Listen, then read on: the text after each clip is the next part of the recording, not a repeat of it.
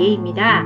이 장에서는 정신의학의 개요와 그리고 특성, 그리고 정신장애 분류를 DSM-5에 근거를 해서 여러분들에게 설명하겠습니다. 수업에 들어가기 전에 이 두 사람을 좀 소개시켜 드리겠습니다. 여러분, 이분들 다 아시죠? 그림에 대해서 잘 몰라도 고흐라는 화가는 아실 것 같고, 모르는 친구도 있을 것 같아요. 뭉크. 노르웨이 화가인데 굉장히 세계적인 작가입니다. 하여튼 이 고흐가 그린 슬픈 노인, 그리고 뭉크의 절규가 여러분을 소개시켜 드릴 건데, 이 고흐와 뭉크는 어떤 공통점이 있었을까요? 네, 정신장애를 겪고 있었습니다. 그래서 고흐가 이게 슬픈 노인의, 고흐는 자화상을 많이 그렸잖아요. 하여튼 근데 이건 자화상은 아니에요. 고흐는 이제 젊었을 때 자살을 했기 때문에 노인의 모습은 아니겠죠. 자, 그런데 이렇게 아무래도 이 슬퍼하는 노인의 모습에 아마 고흐가 감정이 많이 이입이 되었던 것 같습니다. 자, 그리고 이 뭉크의 절규, 아마 이 그림은 여러분 많이 봤을 것 같아요. 자, 이 그림은요, 이 영화의 모티브가 되었는데요. 스크림이라는 아주 유명한 고전 공포 영화입니다. 아마 요즘 공포 영화에 비하면 아주 시시하게 보일 수도 있는데, 저가 어렸을 때 나왔나? 근데 이때는 굉장히 무서운 공포 영화에서 센세이션을 일으켰습니다. 저는 보지는 않았어요. 하여튼 거기에 나오는 악마의 얼굴이 뭉크의 절규에 나오는 이 얼굴에 그 그림을 기인해서 한다고 합니다. 근데 이 두 분이 정신장애를 겪고 있었어요. 자, 그런데 이제 뭉크의 삶을 잠시 보겠습니다. 아까 뭉크 그림을 보니까 아까 뒤에 있는 이렇게 노을이 이렇게 쫙 지는 게 보이셨잖아요. 근데 이 뭉크, 노르웨이는 굉장히 아름다운 나라잖아요. 그래서 겨울왕국에 거기 있는 배경도 노르웨이로 배경을 하고 있습니다. 노르웨이를 배경으로 하고 있습니다. 그만큼 노르웨이는 아름답고 그 피오르 산맥 이렇게 있잖아요. 되게 유명하잖아요. 그래서 아마 이제 그쪽 지역인 것 같은데 친구랑 뭉크랑 그쪽 지역을 산책을 했었는데 그때 뭉크의 일기 중에서 그 빨간 노을을 보고 우리는 너무 아름답다, 멋있다 이렇게 생각하는데 우리 뭉크 선생님은 어떻게 생각하는지 보겠습니다. 나는 친구들과 산책을 하고 있었다. 그때 해가 지기 시작하며 갑자기 하늘이 피처럼 빨갛게 바뀌었다. 나는 극도의 피로를 느껴 난간히 기대어 섰다. 피와 불의 혓바닥이 검푸른 현망과 도시를 뒤덮고 있었고 낭떠러지 위로 구름이 핏빛이었다. 친구들은 계속 걸었지만 나는 공포에 떨며 멈추어 섰다. 그때 난 절규를 들었다. 그 절규를 듣고 아까 전에 그 절규의 그 표정이 있는 그림을 표현한 거예요. 그래서 아무래도 이제 예술가들은 남들과 다른 생각을 하잖아요. 근데 이 아름다운 장면을 보고 그렇게 절규를 들린다라고 생각하면 뭉크가 어떤 생각을 가지는지 조금 퀘스천 마크가 들죠. 뭉크의 삶을 잠깐 얘기하자 그러면 뭉크의 아버지는 의사선생님이었어요. 그러니까 괜찮을 것 같은데, 경제적으로 괜찮을 것 같은데, 이제 그렇지만 경제적인 상황은 잘 모르겠는데 뭉크의 어머니가 일찍 돌아가셨어요. 그래서 병으로 돌아가셨거든요. 그래서 뭉크 아버지가 어머니를 너무 사랑하셨나봐요. 그래서 그 어머니의 사망에 너무 절망을 한 나머지 술로 알코올 중독이 되셨어요. 술로 세월을 보내셨어요. 그리고 자녀들을 돌보질 않았습니다. 그래서 그로 인해서 뭉크는 안 그래도 센시티브하고 예민했겠죠. 예술가 기질을 갖고 있으니까. 그러다 보니까 이제 애착의 문제가 발생한 거예요. 불완전한 애착이 있었고, 그리고 그나마 그래도 큰 누나가 엄마처럼 역할을 좀 감당을 했어요. 근데 그 누나도 좀 있다가 또 엄마와 똑같은 병으로 죽었어요. 그러니까 이제 그 뭉크가 엄마와 너무너무 사랑했던 엄마와 그리고 그 누나가 병으로 죽었고, 그리고 아버지는 부모로서의 역할을 하지 않고 자녀에게 관심과 사랑을 베푸지 않고 이러다 보니까 뭉크가 아마 그 정서적인 애정 결핍을 가지게 되었고, 심한 불안을 가지고 있다고 생각이 됩니다. 그래서 불안장애, 우울장애를 겪지 않았냐라고 생각이 됩니다. 그래서 아마 그런 작품이 있었던 것 같아요. 고우도 마찬가지예요. 고우는 심각한 우울장애였거든요. 그래서 마지막에 또 자살을 했습니다. 나중에 고우의 삶은 우울장애 할 때 좀 더 여러분들에게 소개시켜 드리겠습니다. 정신질환은 정신적으로 이상이 있는 모두를 지칭하는 것입니다. 자, 그래서 기질적인 증상으로 발현될 수도 있고 사회적 역할이나 대인관계 등 기능적인 수행이 어려움으로 인해서 정신질환이 올 수도 있습니다. 즉 기질적 증상으로 발현되는 경우는요. 기질적이라는 것은 좀 내부적이고 선천적이고 그런 것을 의미하는 겁니다. 원래 자기가 가지고 있는 어떤 내추럴한 그런 것들을 의미하는 겁니다. 그 뇌손상이 있거나 뇌의 기능의 문제로 인해서 발현이 되는 것입니다. 그래서 뇌기능의 손상으로 인해서 사고, 감정, 행동에 이상이 오는 즉 정신질환이 오는 경우를 의미하는 거고요. 두 번째는 어떤 사회적 역할이나 대인관계 기능에서 문제가 발생했을 시에 정신질환이 올 수 있다는 것입니다. 그래서 정신병은 정신기능, 지능, 인지와 지각, 생각, 기억, 의식, 감정, 성격 등의 병적인 현상을 나타내는 것을 의미합니다. 이 그림, 사진은요, 사이버그지만 괜찮아 라는 영화인데, 저 내용은 잘 모릅니다. 근데 이제 정신병원에서 있었던 정신질환자들의 아마 스토리였던 것 같습니다. 자, 그래서 그림을 그냥 올려봤습니다. 그러면 본격적으로 정신의학의 특성과 정신장애 분류를 설명드리겠습니다. 여기서부터 아주 중요하다라고 할 수가 있죠. 정신의학의 특성은요, 다른 의학과 다른 점이라고 좀 생각하시면 될 것 같습니다. 정신의학의 진단은 신체의학과 달리 원인보다는 증상에 따라 진단을 분류한다. 자, 만약에 이제 당뇨병이다. 당뇨병의 환자의 원인은 뭐냐? 그럼 이제 단 걸 많이 먹었겠죠. 그죠? 그리고 뭐 비만이 원인일 수도 있고 그런 신체의 어떤 특정한 그 의학적인 그런 원인이 있잖아요. 근데 정신의학은 그 사람이 가지고 있는 어떤 증상에 따라서 문구는 아까 전에 노을을 보고 핏빛으로 생각을 했죠. 사고했죠. 그런 증상이 있죠. 그리고 고는 친구랑 싸우다가 자기 귀를 잘랐죠. 그런 자살을 하거나 그러니까 자해를 하는 그런 증상을 나타냈죠. 그러니까 그런 증상에 따라서 진단을 분류한다는 것입니다. 자, 두 번째는 진단을 위해 임상병리 검사 등 의학적 검사보다 즉이 뭐예요? 소변 검사, 뭐 피 검사, 뭐 이런 거 눈 검사, 청력 검사 그리고 뭐 호흡기 검사, 심점도 검사 이런 거 의학적 이런 것들 의학적 뭐 뇌 MRI 검사, CT 검사 뭐 이런 거 있죠? 그런 것들이 의학적 검사라고 할 수가 있습니다. 근데 그런 검사보다는 그런 의학적인 임상병리 검사나 의학적 검사보다 병력 청취, 정신상태 검사 등 임상기술에 의존합니다. 그래서 뭐 환자분들한테 내담자들에게 지금 당신이 이거에 대해서 어떻게 생각하십니까? 그럼 환자가 저는 이것에 대해서 노을을 보면 피처럼 보입니다. 이렇게 그죠? 이렇게 얘기를 하겠죠. 그런 임상 기술에 의존한다 그 말입니다. 세 번째, 적절한 진단을 내리기 위해 내담자뿐만 아니라 가족, 친구 등 주변 사람들로부터 다양한 정보를 얻는 것이 중요합니다. 당뇨병인데 그 사람은 뭐 가족, 친구 정보를 얻는 것보다는 크게 중요하지 않죠. 그냥 그 사람과 당뇨병 걸린 환자와 예부터 정보를 얻으면 되는 거죠. 그런데 이 정신의학에서는 그 내담자의 친구나 가족들로부터 다양한 정보를 얻는 것도 굉장히 중요하다는 것입니다. 네 번째, 증상이나 이상은 정신장애에 의해 발생할 수 있지만 생활에서 겪는 어려움 때문에 생기는 경우도 많다. 증상의 이상이 정신장애, 자기의 정신적인 문제로 인해서 자기 내부적인 어떤 증상, 정신장애로 인해서 발생할 수 있지만은 자기가 겪는 어떤 생활고 만약 경제적으로 너무 어려워가지고 정신장애가 발생할 수도 있고 아니면 가족으로부터 아니면 친구로부터 왕따를 당하고 괴롭힘을 당하고 있어.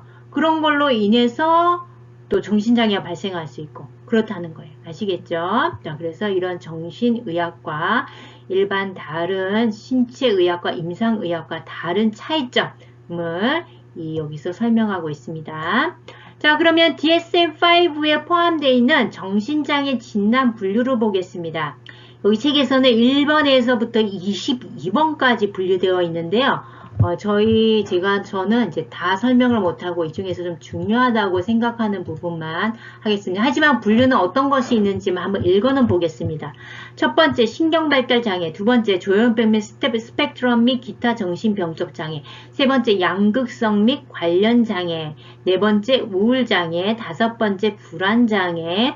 6번, 강박 및 관련장애. 일곱 번째, 외상 및 스트레스 관련장애. 여덟 번째, 해리장애. 아홉 번째, 신체 증상 및 관련장애. 열 번째, 급식 및 섭식장애. 11번째, 배설장애. 12번, 수면 각성장애. 13번, 성기능 부전. 14번, 성별 불쾌감. 15번, 파괴적 충동 조절 및 품행장애. 16번째, 물질 관련 및 중독장애. 17번째, 신경인지장애. 18번, 성격장애. 19번, 변태성욕장애. 20번, 기타 정신질환. 21번, 약물치료로 유발된 운동장애 및 약물치료에 의한 기타 부작용. 여기는 이제 약물치료는 주로 약물은 마약 성분 이런 것도 포함이 됩니다. 자, 22번 임상적 주의를 유발하는 기타의 상태 이렇게 되어 있네요. 자, 그러면 이 중에서 한 절반 정도 한번 알아보겠습니다. 첫 번째, 신경발달장애입니다. 신경발달장애는 발달기에 시작되는 장애들의 집합체입니다. 주로 유아기나 아동기에 의한 것을 의미를 생각하시면 될 것 같습니다. 자, 크게 의사소통장애, 자폐 스펙트럼 장애, ADHD, 운동장애와 관련된 신경발달장애, 특정 학습장애 이렇게 나누어집니다.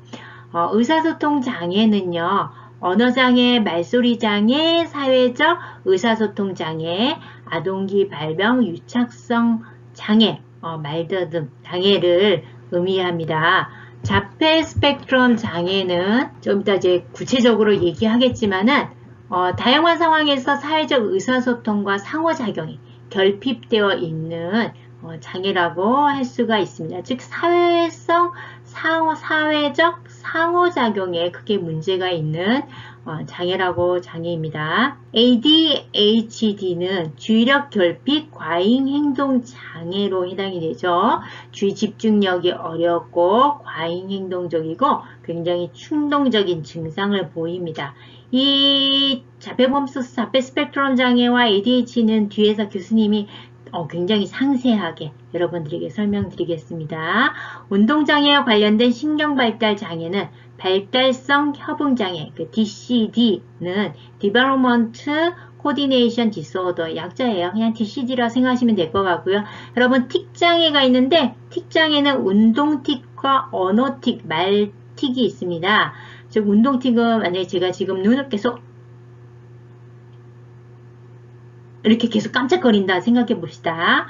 그러면 이거는 운동틱의 가장 좀 약한 부분이에요. 아니면 어떤 운동틱이 굉장히 심할 때는 몸을 갑자기 확 이렇게 휘전다거나 갑자기 어떤 사람은 바닥으로 막 때리거나 계속 이래요. 막 계속 손을 휘저어요. 그럴 수도 있고요. 언어틱, 즉 말틱에서는요. 욕을 하는 경우가 좀 있습니다. 많습니다. 그래서 갑자기 앞에서 틱장애 환자분이 갑자기 말에 욕을 막 해요. 근데 본인이 욕하고 싶은 것이 아니라 이게 막 자꾸 튀어나오는 거예요. 자동적으로. 생각 없이 막 튀어나오는 거예요. 그래서 이런 틱들은 조금 어려움이 있죠. 스트레스 상황이 굉장히 높았을 때 이런 틱 증상이 아주 심도 있게 나타납니다. 자, 그리고요. 특정 학습 장애가 있는데 특성학습 장애는요. 정보를 효율적으로 정확하게 인지해서 처리하는 능력에 특정한 결함이 있을 경우로 해당이 됩니다. 자, 그리고 유전적 장애로 취약 X 증후. 여러분 염색체가 XY가 있잖아요. 그죠? 거기서 X에 문제가 발생하는 거예요. 그래서 취약 거기 X 유전자에 취약한 문제가 발생합니다. 자, 그리고 결절성 경화증, 그리고 레트 증후군이 이렇게 있습니다. 다 이게 유전적 질환으로 발생하는 병입니다. 질환입니다. 자, 그 다음에 의학적 상태로 발생하는 신경발달 장애는 뇌전증, 즉 여러분 이제 간질이라는 말 들어보셨죠? 그래서 이런 거 뇌전증도 신경발달 장애의 문제입니다. 이거는 이제 뇌에 우리가 뇌파가 있거든요. 그 뇌파의 흐름에 문제가 발생합니다. 이렇게 예쁘게 이렇게 흐름 파가 이렇게 가야 되는데 갑자기 흘러가다가 휙 이렇게 오르는 거죠. 그러면서 이제 이상 증상이 나타나는 겁니다. 자, 그 다음에 환경적 요인은 극소 저체중 출생, 체중이 굉장히 낮게 출생을 하거나, 그리고 태아기 알코올 노출, 태아기 알코올 증후군이라고도 얘기를 합니다. 여기 아동이 이제 태아기 알코올 증후군 아동인데요. 태아기 알코올 증후군은 이런 좀 특징적인 얼굴을 가지고 있습니다. 자, 그런데요, 이 태아기 알코올 증후군, 이 노출은 어떻게 발생하느냐면, 아기가 술을 먹지는 않을 거 아니에요. 그래서 엄마가 임신기에, 특히 임신 초반에, 아기가 있는지 알면서도 술을 먹는 사람이 있고, 대부분은 있는지 모르고 술을 이제 자주 마시다 보니까 임신한 줄도 모르고 계속 술을 마신 거예요. 그러다 보니까 술을 마시면 어떻게 되죠? 뱃속에 있는 태아가 술을 먹는 거랑 똑같아요. 여러분 임신기에 담배를 피면요. 임산부가 담배를 피면 그 담배의 니코틴이 그대로 아기한테 갑니다. 그 아기가 똑같이 담배 피는 거고요. 엄마가 임신기에 마약을 하면 아이가 똑같이 마약 성분이 아이에게 들어가요. 그래서 먹는 거 굉장히 조심해야 됩니다. 그래서 감기약 이런 거 함부로 먹으면 안 되는 거 아시죠? 그래서 아기가 이제 술에 노출해서 아기가 알코올 증후군이 된 거예요. 그러면 어때요? 뇌 발달이 제대로 일어나지 않겠죠. 그로 인해서 아이가 태어나면 굉장히 지능이 낮아요. 그리고 발달이 굉장히 떨어지고요. 이런 것들은 신경 발달 장애 그룹에 해당된다고 할 수가 있을 것 같습니다. 조현병 스펙트럼 및 기타 정신장애에 대해서 설명드리겠습니다. 조현병은요, 예전에 정신분열장애라고 설명이 되었습니다. 근데 요즘에 용어가 바뀌면서 조현병으로 설명이 되었고요. 이렇게 스펙트럼이라는 말이 붙은 것은 그 증상이 여러분 아까 자폐범성 장애, 범주성이란 말도 스펙트럼이라는 말이거든요. 그래서 이렇게 여러분 빨주노초 파남보 무지개가 이렇게 스펙트럼처럼 퍼져 있죠. 이렇게 넓게 퍼졌다는 의미입니다. 그러니까 조현병도 굉장히 증상이 다양하다라고 할 수가 있습니다. 하여튼 증상은 망상, 환각, 환청, 환시, 와해된 사고나 언어, 극도로 와해된 또는 비정상적인 운동, 행동, 그리고 음성 증상 중 하나 이상의 증상이 있을 경우가 있습니다. 그래서 대충 환청을 많이 들어요. 그래서 옆에서 계속 널 죽어라 얘기하고 굉장히 긍정적인 말보다는 대부분 부정적인 말이 있죠. 말이 들려오는 거예요. 주변에 그리고 앞에 사람이 없는데 옛날에 죽었던 친구인데 친구가 가장 옆에 같이 계속 있는 거예요. 그래서 이렇게 같이 보인다거나 소리가 계속 이상한 소리가 들린다거나 이런 조현병 증상이 있습니다. 자, 그리고 이제 엉뚱한 망상을 해서 남을 굉장히 오해를 할 수도 있고요. 그래서 이 조현병 환자가 굉장히 그 사회생활하기가 굉장히 힘이 듭니다. 그래서 사회적 이거 관리가 안 되면 사회적으로 이제 범죄율이나 이런 것도 굉장히 심하게 나타날 수가 있죠. 그죠? 이거는 뷰티풀 마인드라는 영화인데요. 존 내쉬라는 아주 세계적인 경제학자이고 내쉬 이론으로 세계 노벨 경제학상을 수상을 했습니다. 그 대단한 학자인데요. 이 존 내쉬의 그 삶을 그린 영화입니다. 뷰티풀 마인드. 시간 되시면 한번 보시고요. 존 내시가 조현병을 겪었어요.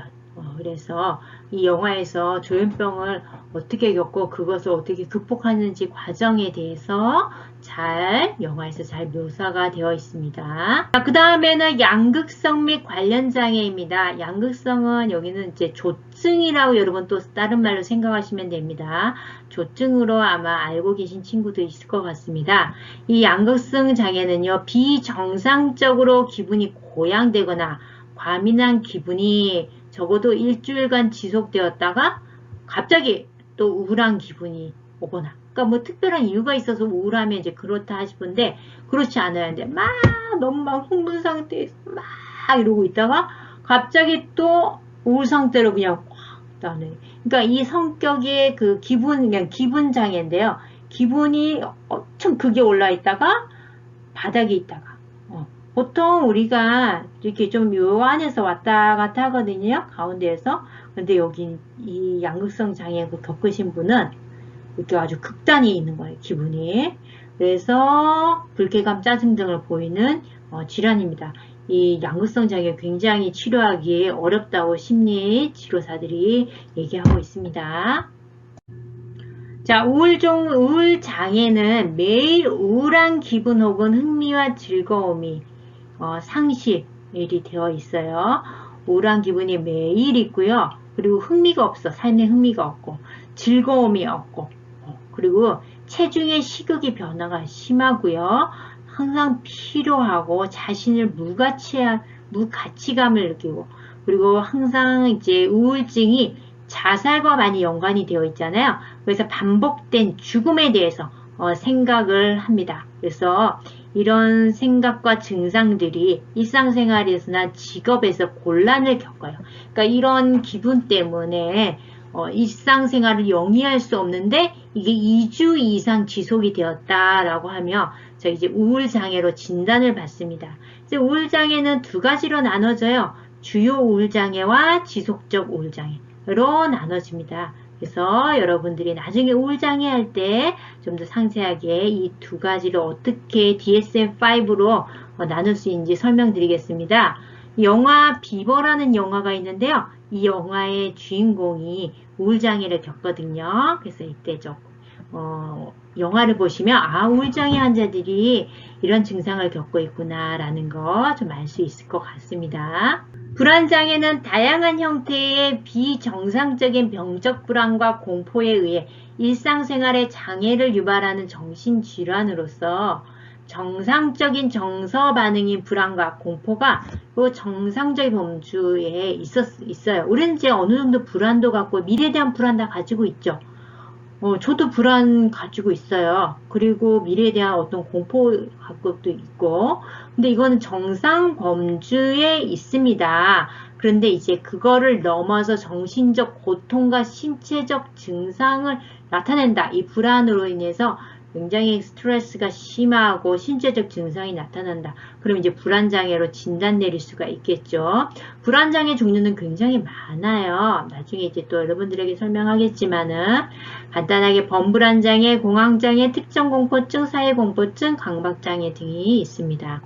카피캣이라는 아주 옛날 영화인데요. 여기서 여자 주인공이 불안장애를 여기는 사회공포증을 겪고 있는 환자로 나옵니다.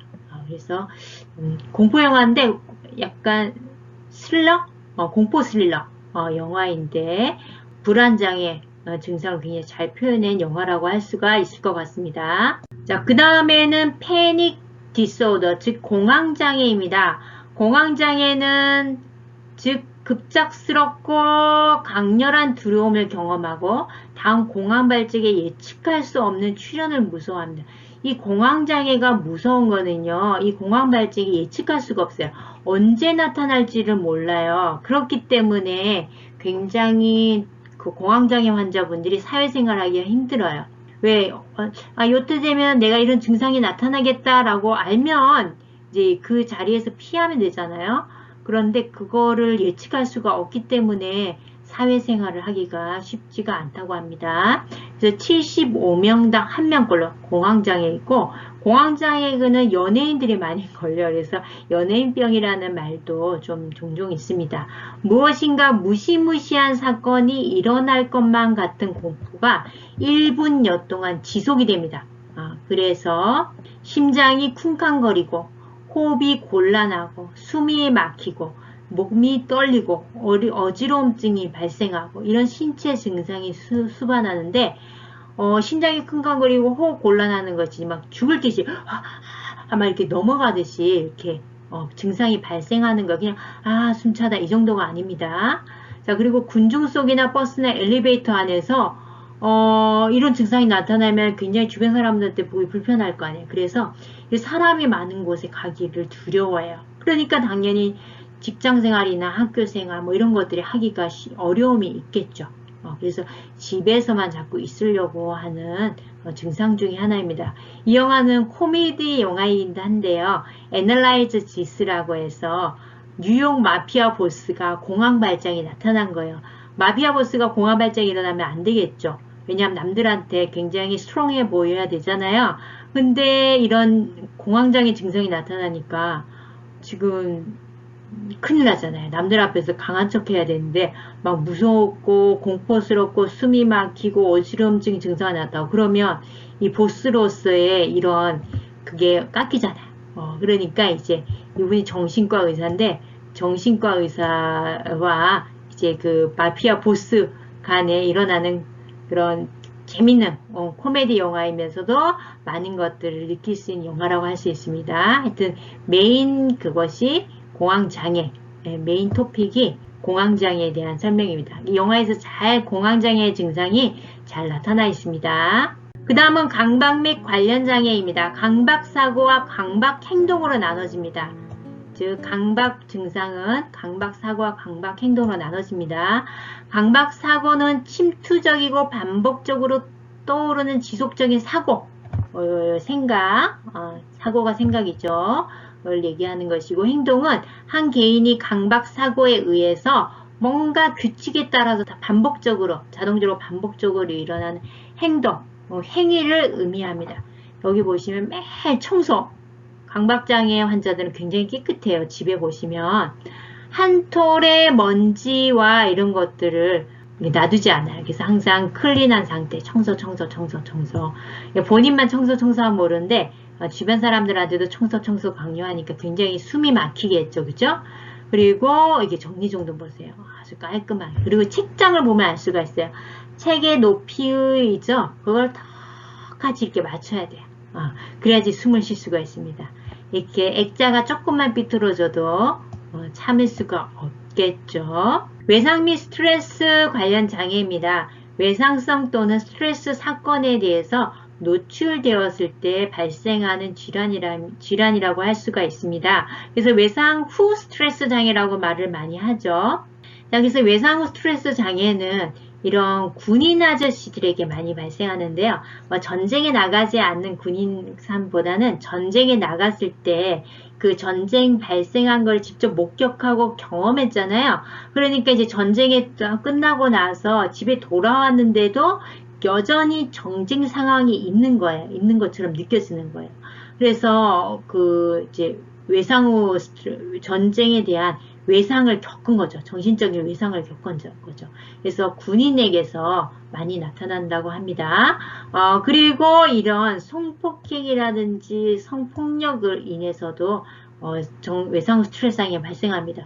요거는 이제 영화 소원이라는 영화인데요. 이 아동이 이 아저씨에게 비 오는 날 학교를 가다가 성폭행을 당하죠. 그래서 그로 인해서 발생하는 외상 후 스트레스 장애. 이제 그런 얘기입니다. 다 실화예요. 이 영화가 지금 소원이랑 아메리칸 스나이퍼라고 있죠. 그래서 두 영화는 실화를 기반으로 했고 외상 후 스트레스 장애가 중요한 그 테마인 영화입니다. 해리 장애 혹은 이중인격이라는 말을 들어보셨을 거예요. 그 이중인격 장애가 해리 장애입니다. 해리는 뭔가 어려부터 분리되었다 그런 의미예요. 정체성 결여 문제로 자신이 누구인가에 대한 혼돈스러워하고 때로는 자신을 다수의 인격으로 경험하는 장애. 다수의 인격으로 경험하는 장애입니다. 그래서 의식, 기억, 정체성, 감정, 지각, 신체 표상, 운동 통제 및 행동의 정상적인 통합을 붕괴 또는 비연속성을 나타내는 질환입니다. 이렇게 킬미 힐미라는 드라마가 있었는데요. 지성 씨가 나왔는데 7개의 인격을 가지고 있죠. 거기서 해리성 장애를 겪고 있는 지성 씨로 나오고요.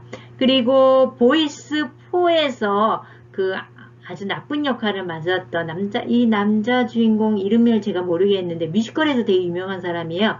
그래서 이분도 해리성 장애를 겪고 있는 연기를 해서 이제 남을 잔인하게 다른 인격으로 변할 때 처음엔 굉장히 젠틀한데 본 모습은 젠틀한데 인격이 변화되면서 굉장히 잔인하게 사람들을 막 죽여나가는 살인자로 변하죠.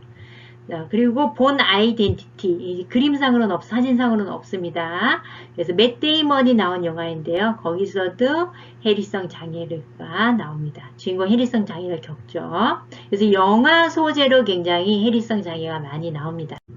신체 증상 및 관련 장애입니다. 명확한 고통 또는 손상과 관련된 신체 증상들이 두드러지게 나타나는 유사성을 가진 질환입니다. 특별히 신체적 장애가 없는데도 불구하고 이런 신체적 통증이 이런 몸에서 나타나는 증상입니다. 즉 정신적인 문제로 인해서 신체 증상이 나타나는 거겠죠. 급식 및 섭식 장애입니다. 장기간 지속되는 섭식의 장애 혹은 섭식과 관련된 행동으로 인해서 음식 소비 또는 섭취의 변화가 나타나는 장애입니다. 신체적 건강과 정신사회적 기능에 심각한 장애를 촉진할 수가 있습니다. 그래서 자기가 이렇게 날씬한데도 본인은 이렇게 뚱뚱하다고 생각을 하는 거죠. 그래서 음식을 굶는다거나 아니면 음식을 먹고 막 토한다거나 이런 것들을 알 수가 있습니다. 301, 302라는 굉장히 오래된 영화인데요. 안 봐도 됩니다. 저도 안 봤는데 굉장히 재미없다고 합니다. 그래서 섭식장애인 여성분들에 관한 얘기라고 합니다. 섭식장애는 거식증, 과식증, 폭식장애 이렇게 세 가지로 나눌 수 있는데요. 거식증은 정상 체중인 사람이 다이어트를 심하게 하여서 저체중이 돼요. 정상적인 사람이 저체중이 됩니다. 몸무게가 160에 54, 53 이러면 정상 체중이잖아요. 그런데 막 이제 42, 40 이렇게 되는 거예요. 굶어서. 그러고 나서도 여전히 나는 뚱뚱해 하면서 계속 굶는 거예요. 그래서 몸무게를 막 30 몇 이렇게 돼야지 마음이 안심이 오는 거죠. 그 다음에 과식증은요. 일반적인 고칼로리 음식을 과식한 후에 그래서 피자나 그리고 치킨 이런 거 등등 이런 것들을 막 과식, 라면 이런 것들을 막 과식한 후에 이제 마음에 죄책감이 오고 마음이 불안하잖아요. 그죠? 그러니까 막 토해버리는 거예요. 그리고 설사약을 사용해서 다 빼내버리거나 또 그다음 아니면 아예 그다음 막 먹고 그다음에 완전히 며칠 동안 단식하고 아니면 지나치게 운동을 하는 섭식장애입니다. 폭식장애는 엄청 폭식을 해요. 이게 과식증과 폭식장애는 엄청나게 폭식을 합니다. 그건 똑같은데요. 과식증은 먹고 나서 토해요. 특징이. 근데 폭식장애는 이제 혐오감, 죄책감이 들어요. 여러분 음식 먹고 죄책감 드는 느낌 들어요? 너무 많이 먹고 배부르면 왠지 자신에 대한 약간 혐오감 이런 것들이 잠깐 온 적이 있는지 모르겠습니다. 이제 그런 걸 느낌이라 생각하시면 됩니다. 근데 이를 보상하기 위해서 과식증 같이 토하기나 단식, 지나친 운동은 하지 않죠. 그래서 폭식장애 환자들은 주로 비만일 가능성이 높을 것 같습니다. 자, 배설장애는 소변 또는 부적절한 배설에 문제가 있을 때 진단되어집니다. 부적절한 장소에서 반복적으로 소변을 보는 윤호증과 대변을 보는 유분증이 포함이 됩니다. 이 배설장애는 이제 만약에 우리가 배설이라는 것은 소화기계 쪽 문제잖아요. 의학적으로 얘기하면 소화기계에 문제가 발생해서 그리고 아니면 비뇨기 쪽 소변은 비뇨기니까 문제가 발생해서 부적절한 장소에서 화장실에서 대소변을 해결해야 되잖아요. 근데 이제 그렇게 일어나지 못하는 거죠. 아무데나 이제 아무데서나 이렇게 싸버리는 거죠. 이제 그런데 이거는 이제 심리적인 어떤 역기능으로 인해서 소변과 대변 보는 것에 대해서 문제가 발생하는 겁니다. 이런 경우에요. 저 예전에 이제 치료할 때 제 아동은 아니었고 심리치료실에서 간 아동이었는데 갑자기 이제 초등학교 때였는데 갑자기 소변을 못 가리는 거예요. 아주 오줌을 그냥 질질 싸버리는 거예요. 그래가지고 처음에는 대소변을 갑자기 얘가 싸는 거예요. 그래서 초등학교 1, 2학년인가 하여튼 그랬어요. 그러니까 엄마가 이제 깜짝 놀랐죠. 그래서 처음에는 아마 야단 쳤을 것 같은데 근데 계속 그러는 거예요, 얘가. 그리고 얘는 막 울고. 그래서 엄마도 이거 얼마나 스트레스 받겠죠. 그래서 이제 혹시 그 의학적으로 문제가 있나 일반 병원에 가봤는데 전혀 문제가 없는 거예요, 의학적으로는. 그래서 정신과에 한번 가보라 그랬더니 이제 정신과에 상담을 받았는데 아이가 이제 둘째가 태어난 거예요. 그러니까 얘가 초등학교 때까지 혼자였다가 갑자기 동생이 생겼는데 부모의 관심이 갑자기 동생한테 간 거예요. 그러니까 자기도 모르게 어때요? 아기들은 대소변 관리가 안 되잖아요. 그러니까 자기도 모르게 부모의 관심과 사랑을 받고 싶어 하려는 그런 의식이 아니라 그러니까 무의식 쪽에 그런 잠재해 있는 자기 무의식이 발현을 해서 이 아이가 이 아동이 아기와 같이 대소변을 그냥 부적절하게 학교에서 갑자기 싼다거나 이런 현상이 발생하는 거예요. 화장실에서 누지 않고 그냥 편티에다가 이렇게 싸버리는 거죠. 그래서 이제 심리치료 받았던 경우가 있습니다. 그거는 이제 배설장애라고 할 수가 있습니다. 수면각성장애입니다. 장과 관련된 질병이에요. 수면이 여러 가지 요인의 장애를 보인 증상인데 잠을 못 자면 굉장히 어려움이 있죠. 그래서 다양한 수면각성장애가 있습니다. 10개 장애 또는 장애군이 있다고 합니다. 수면장애 종류를 몇 가지 여러분들에게 소개하겠습니다. 수면장애 첫 번째, 과다 수면장애입니다. 9시간에서 12시간 이상 자는 거예요.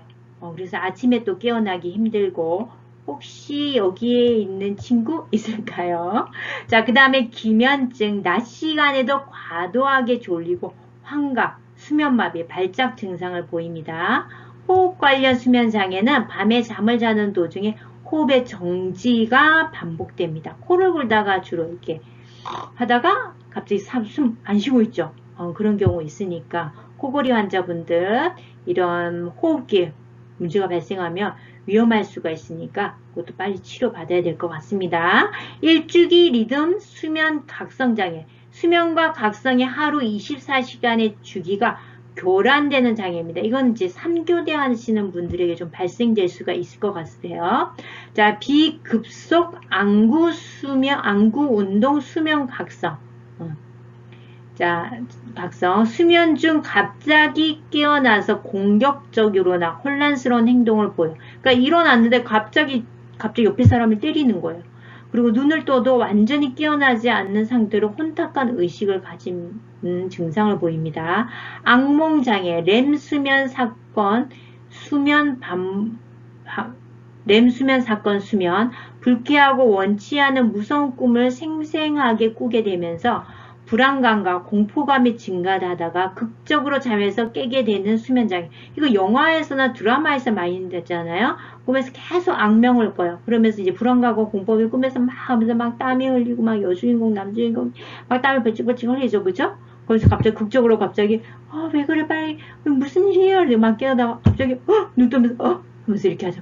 무슨 꿈을 꾸게 됐어요? 막 이렇게. 왜 그래요? 왜 이렇게 진땀을 흘려요? 이러면서 내 꿈에서 원치 않는 무서운 꿈을 꾼 거죠. 그죠? 급속 안구 운동. 급속 안구 운동 이제 렘입니다. 우리 짱 눈을 감아도 눈동자가 이렇게 흔들려요. 그러니까 rapid eye movement예요. 렘은 수면 행동 장애. 렘 수면의 단계 동안 꿈속의 일들을 행동으로 옮기는 상태. 반복적인 동작을 하거나 특정 소리를 내요. 그러니까 분명히 꿈을 꾸고 이제 잠을 자고 있는데 이제 바깥으로 막 그 동작을 하고 막 소리를 지르고 하는 경우죠. 하지 불안 증후군, 잠들기 전에 다리에 불편한 감각 증상이 심하게 있는 경우를 의미합니다. 물질 치료 약물로 유발되는 수면장애, 카페인, 알코올, 약물 등에 해당이 되고요. 수면 유지 문제나 조기 깨어남으로 인해서 발생할 수가 있습니다. 물질 치료 약물로 유발되는 수면장애, 카페인, 알코올, 약물 등에 해당이 됩니다. 이 물질이라는 것이 이제 카페인, 그죠? 알코올, 약물 해당이 되죠. 저도 커피 마시면 전 잠을 못 자요. 그래서 커피를 이제 못 먹습니다. 진짜 커피도 저도 먹고 싶은데도 먹으면 잠을 못 자요. 그러니까 저 이제 이런 경우에 해당이 되죠. 그리고 수면의 어려움, 깊은 수면 유지의 문제, 조기 깨어남 증상이 있습니다. 근데 저처럼 이제 커피 좀 마셔서 잠 못 잔다 이렇게 해서 수면 장애를 할 수는 없고요. 이것이 좀 더 굉장히 심화되어서 수면에 굉장히 질이 많이 떨어져야지만이 이렇게 수면 장애를 할 수 있을 것 같습니다. 성기능 부전 장애입니다. 개인의 성적 반응 혹은 성적 즐거움을 경험하는 능력에 뚜렷한 장애를 나타냅니다. 그래서 이 두 분이 이제 부부이실 것 같은데 전혀 이제 부부 관계에 어려움이 있는 거죠. 그래서 성적인 그런 사랑을 나누어도 절대 이제 그 성적인 그런 쾌락이라든지 이런 것들을 경험하기 어려운 장애라고 생각하시면 될 것 같습니다. 이런 것들이 또 이혼 사유가 되기도 해요. 요즘에는요. 아동 및 청소년 및 성인기에 걸쳐서 나타나는 성별 불쾌감의 진단에서 각각의 발달 시기에 따라 개별화된 적절한 진단 기준이 있으며 성발달 장애는 정상적인 기준에서 벗어나 생식기의 선천적 편향이나 남성과 여성의 생물학적 간의 불일치가 나타나는 상태를 의미합니다. 그래서 이제 여자로 염색체가 XX인데 본인이 이제 그 XX로 느끼지 않고 XY로 느끼는 거죠. 그런 이제 불쾌감이 느껴지는 자기가 XX라는 거 이렇게 여성으로 태어났는데 선천적으로 여성으로 태어났는데 자기가 여성으로 태어난 거에 대해서 불쾌감을 느끼는 거죠. 그리고 XY 염색체를 갖고 태어났는데 XY 염색체인 남성이라는 것에 대해서 불쾌감을 느끼는 거죠. 그런 걸 의미합니다. 요즘에 이제 굉장히 그런 사회적 이슈가 많잖아요. 그래서 이제 이런 성별 불쾌감 해당도 정신장애 분류에 해당이 됩니다. 파괴적 충동 조절 및 품행장애, 정서와 행동의 자기조절 문제와 관련 있는 전제를 포함합니다. 다른 사람의 권리를 침해하는 것, 사회적 법, 규범, 권위자나 성인에 대한 뚜렷한 갈등을 유발하는 행동의 특징을 갖고 있습니다. 그래서 이 파괴적 충동 조절 및 품행 장애는요, 이 사회적 문제를 일으킬 수가 있어요. 그래서 굉장히 이제 사회적으로 문제시가 되기 때문에 미리미리 예방을 해야 될 것 같습니다. 그래서 영화 악마를 보았다. 그래서 최민식 씨가 파괴적 충동 조절 이런 데 어려움이 문제가 있다라고 할 수가 있겠네요. 물질 관련된 중독장애입니다. 여러 종류의 약물을 포함하는데요. 이 물질이라는 것은 주로 이제 마약류가 많이 해당이 되긴 해요. 알코올, 카페인, 대마, 여기서부터 마약계죠. 마약류죠.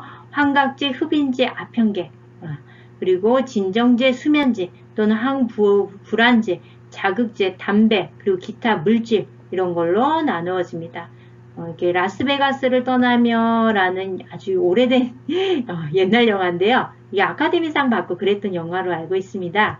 여기서 이 남자 주인공이 알코올 중독 환자로 나오죠. 변태 성욕장애입니다. 정신적인 표현을 포함하여 성기 자극이나 준비를 위한 애모하는 행위를 동반자나 다른 사람이나 물건에 강렬하고 지속적인 성적 관심을 나타내는 것. 이제 우리가 성관계를 할 때 옆에 이제 동반자가 있잖아요. 배우자나 이렇게 있잖아요. 이제 그분들과 이렇게 하는 것이 성욕을 이렇게 해결하고 그러는 것이 아니라 이것이 이제 변태적인 행위로 나타내는 것입니다. 그래서 여러 가지 종류가 있는데요. 이거 설명하니까 여러분들이 굉장히 학생들이 좋아하더라고요. 그래서 관음장애, 노출장애, 마찰 도착장애, 성적 피해장애, 성적 과학장애, 소아 성애장애, 물품 음란 장애, 복장 도착 장애가 있습니다. 그럼 하나하나 좀 보겠습니다. 관음 장애는 타인의 성적인 활동을 몰래 보는 겁니다. 지금 몰카 하시는 분들 있죠? 화장실에 몰카 카메라를 설치하는 거.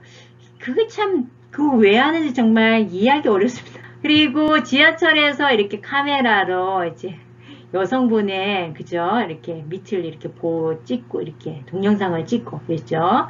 그래서 이것이 이상한 사람들만 하는 게 아니라 이렇게 정상적인 사람 보이는 사람들도 이렇게 걸려서 문제를 이깁니다. 이게 SBS 앵컷인데요. 이제 몰카범이라고 지하철에서 몰카를 하다 걸렸는데 잡히고 봤더니 유명한 SBS 앵커였던 거예요. 이제 그래서 이제 잘렸죠. 당연히 직장에서 잘리겠습니다. 그 다음은 노출장애입니다. 이제 본인의 성기를 이렇게 노출하는 거예요. 바바리맨 있죠? 바바리맨. 바바리맨이 대표적으로 노출장애입니다. 저도 고등학교 때 이제 야간 자율학습을 저희 때는 필수적으로 꼭 했었어야 되거든요. 그래서 밤 10시까지 하고 집으로 돌아가는 길인데 그 버스까지 가는 길에 골목길이 있어요. 이제 글로 가면 좀 빨라요. 밤이니까 글로 가면 안 되는데 친구랑 이제 글로 가면 하여튼 거기에 바바리맨이 많이 나타났어요. 그래서 이제 저런 옷을 입고 진짜 이렇게 오픈을 합니다. 그러면 이제 막 소리를 지르자니 그 소리 지르는 그리고 도망치는 그 모습을 보면서 희열을 느낀다고 합니다. 참 변태스럽죠. 제주도에 있었던 제주지검장이었어요. 이분이 이렇게 외부에서 이렇게 변태 성욕을 하다가 노출을 해서 이렇게 봤더니 지검장, 즉 검사였다는 거예요. 지검장이면 또 제주도에 있는 가장 높으신 검사라는 거잖아요. 그래서 굉장히 큰 이슈가 되었던 사건입니다. 이거는 이제 그러니까 아까 전에 앵커 있었잖아요. 그러니까 뭔가 자기가 사회적 지위가 높고 많이 배우고 했다고 해서 이것이 뭐 성적으로 성숙하다 이건 아닌 것 같습니다. 성적 피해 장애는요 굴욕을 당하거나 묶이거나 고통을 당하는 거. 이제 저 야동을 본 적이 없어요. 그냥 이게 그래도 뭐 이렇게 대충 장면적으로는 이해할 수가 있잖아요. 네, 여러분 이제 대충 생각하세요. 그럼 이제 침대에서 이렇게 묶임을 당해서 어떻게 한다거나 뭐 이렇게 고통을 채찍을 맞으면서 뭔가 성적 쾌락을 느낀다거나 이제 이런 것들을 성적 피해 장애라고 설명할 수가 있습니다. 이 사진을 올리기도 참 민망해서 사진을 못 올렸습니다. 성적 가해 장애는 상대에게 굴욕을 가하거나 묻거나 고통을 준 것. 그러니까 성적 피해 장애는 이제 자기가 그러니까 채찍을 맞는다고 생각합시다. 자기가 이제 채찍을 맞으면 이게 성적으로 굉장히 그 성적 오르가즘을 느끼는 거고요. 성적 가해 장애는 남을 이렇게 채찍을 때리고 남을 이렇게 묶거나 하여튼 그렇게 함으로써 또 이런 성적인 오르가즘을 느끼는 것을 얘기하는 겁니다. 여기 보시면 어금니 아빠라는 사건이 있었는데요. 이분이 성적 가해 장애인 것 같습니다. 이분이 이제 자기 딸이 좀 약간 어금니에 이렇게 돌출되어 있는 그런 장애가 있었거든요. 그래서 그런 걸로 인해서 되게 좋은 아빠로 나왔었는데 알고 보니까 나중에 범죄자가 되었어요. 왜 그러냐? 자기 딸 친구를 집에다가 데리고 와서 자기 친구 그러니까 딸을 잠깐 외출시킨 다음에 친구 딸을 수면제에 먹인 음료수를 먹였어요. 이걸 이제 딸한테 친구 먹이라고 준 거예요. 그래서 그냥 줄이 이제 음료수인지 먹었겠죠. 그리고 딸을 잠깐 외출시킨 다음에 그 사이에 딸 친구를 추행을 했어요. 그래서 이게 그 부모가 애가 집에 안 들어오니까 이제 신고를 한 거죠. 그러고 나서 애가 이제 깼어요. 그러고 나서 막 애가 저항을 하니까 애를 목 잘라서 졸라서 죄송합니다. 목 졸라서 살해를 했습니다. 그리고 야산에다가 아이의 그 시신을 유기했던 하여튼 이런 사건이 있었는데 이제 그걸 했을 때 아이에게 이제 그런 성적 가해 이런 것들이 이루어졌다고 합니다. 이런 건 성적 가해 장애라고 할 수가 있을 것 같습니다. 요즘에도 이런 것들이 여전히 이슈가 되고 있죠. 소아성애 장애입니다. 아동에게 성적으로 집착하는 거예요. 보통 성적인 것은 어른과 어른과의 관계에서 나타나는 거라고 생각하잖아요. 근데 성인이 아동에게서 성적인 그런 쾌락을 느끼는 거죠. 그래서 이제 어떤 초등학교 교사, 여자 교사입니다. 32살인데 초등학교니까, 초등학교 교사니까 그 비군이라는 게 뭐예요? 초등학생이라는 거예요. 그러니까 너무 이 초등학생이 너무 잘생겨서 우리 그냥 보통 아이가 어유 참 잘생겼네 예쁘네 이제 그러잖아요. 근데 그 잘생기고 예쁘면 그 아동에게 성적인 뭔가 충동을 느끼는 거예요. 그래서 얘랑 좋아해가지고 매를 꼬셔가지고 그 어떻게 성관계를 했나 봐요. 하여튼 그래가지고 이제 신고를 받아서 미성년자 그렇게 해가지고 이제 이제 잡힌 케이스입니다. 자, 그리고 이건 로리타라는 영화인데요. 이게 소아성의 대표적인 영화입니다. 제레미 아이언스라고 프랑스의 굉장히 유명한 화가입니다. 여러분들 아마 아실 거예요. 그래서 약간 야동 비슷한 영화인 걸로 알고 있어요. 그래서 내용 스토리는 잘 모르겠는데 하여튼 이 아이 한 중학생 정도 나이일 것 같은데 그래서 이게 스토리는 잘 모르겠는데 하여튼 이 중년 아저씨가 이 중학생 정도 되는 아이랑 이렇게 연애를 하는 그런 영화예요. 그래서 약간 소아성애 하면 로리타 이렇게 얘기하잖아요. 그러니까 이 영화의 제목에 근거해서 나온 얘기입니다. 그리고 여러분 그 엠번방 사건 막 이런 게 옛날에 사회적 이슈가 됐었잖아요. 그죠? 그래서 이제 조주빈 씨라고도 하시는데 이 조주빈이 이런 그 야동을 부리는데 그 야동이 이제 그 아동으로 주로 이루어졌죠. 미성년자 성착취물을 유포를 시켰죠. 그죠? 그래서 40년의 징역을 받았는데 같이 있었던 사람 보면 보세요. 공무원, 공익근무요원, 여기는 이제 뭔가 이게 같이 했던 뭐 이름인가 봐요. 박사 태평양으로 불렸나 봐요. 하여튼 요거는 이제 같이 봤던 회원인가 봐요. 하여튼 그래서 이렇게 다 같이 징역을 받았죠. 그래서 사실은 이제 외국에서는 징역 40년이 아니라 무기징역이라고 합니다. 이런 것들은 우리나라 좀 더 강하게 줘야 되지 않을까 생각이 돼요. 24년이면 40년이면 64세고 중간에 또 감형되고 하면 뭐 50살이 나올 수 있을 거 아니에요. 그래야 아예 무기징역을 때려야 돼요. 이제 사회에 아예 그냥 나오지 못하게끔. 그래서 이런 것들은 사람들의 소아성애적인 그런 욕구들을 이용해서 판매를 한 거죠. 그래서 이런 소아성애 장애 또 정신장애의 한 부류입니다. 그 다음 이제 물품음란 장애인데요. 무생물의 물체를 사용하여 성적 흥분을 얻거나 성기가 아닌 신체 부위에 고도로 특이적인 집착을 가하는 것. 별 희한한 사람들이 다 있어요. 자, 사람이 아니라 무생물에서 성적 흥분을 얻는 거예요. 그래서 대표적인 게 이게 굉장히 차가 예쁘잖아요. 포르쉐인가요? 이게 잘 모르겠습니다. 하여튼 이런 멋지고 근사한 차를 보면 이게 대표적으로 그렇대요. 차에다가 성적 흥분을 느낀대요. 그래서 이 차에다가 멋진 차를 보고 흥분을 느껴서 여기다 이제 성행위를 한다고 합니다. 그 다음에 복장 도착증은 성적 흥분을 일으키기 위해서 옷에 집착하는 거예요. 이게 이제 그 드라마 장면인데 치즈 인드 트랩이라는 드라마 혹시 웹툰 아시죠? 거기서 뭐가 있었냐면 이제 여기가 여주인공이 이제 김고은 씨인데요. 김고은 씨가 자취를 하고 있었거든요. 근데 집에 이제 누가 들어와가지고 홍설에 속옷이 없어진 거예요. 그리고 동네에 있는 사람들 속옷이 없어진 거예요. 그래서 봤더니 나중에 이제 범죄자를 어떻게 잡았더니 거기 집에 갔더니 여자 속옷들이 막 있는 거예요. 그래서 그 여자 이제 속옷을 보면서 이제 성적 흥분을 일으키는 거예요. 그래서 이제 남의 집에 여자들 혼자 자취하는 집에 들어가가지고 여자 속옷을 이제 훔쳐온 거예요. 성적 흥분을 일으키기 위해서. 그리고 또 이성의 복장 옷을 착용함으로써 성적 만족감 이렇게 느끼시는 좀 불편한 모습 보여드려서 미안합니다. 자, 이런 변태 성욕장애에 대해서 여러분들에게 설명드렸습니다. 이렇게 해서 정신장애 분류에 대해서 여러분들에게 설명드렸습니다. 마지막에 변태 성욕장애에 대해 설명드림으로써 여러분들이 조금 더 집중도를 높이지 않았을까라고 생각이 듭니다. 수고하셨습니다.